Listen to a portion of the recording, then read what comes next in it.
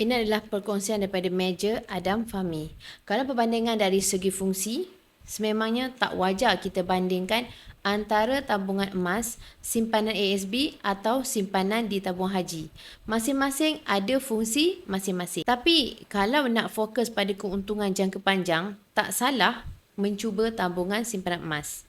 Jangan kosongkan ASB untuk emas, tapi pelbagaikan. Simpanan terbaik masih lagi dalam bentuk tunai dan simpanan tunai di ASB adalah antara yang terbaik. Kekalkan saja simpanan tunai di situ. Cuma untuk menjadi keuntungan dan untuk selamatkan duit dari dimakan inflasi, anda boleh pindahkan duit yang anda tak gunakan sekurang-kurangnya 2 tahun ke atas dalam bentuk emas macam ni. Atau untuk 2 tahun ni, bahagikan sama rata, separuh kekal di ASB dan separuh lagi kekal dalam bentuk emas. Nanti selepas 2 tahun, bolehlah buat perbandingan sendiri. Bagi saya yang mula menabung emas secara konsisten sejak tahun 2022 lagi, saya memilih tabungan emas.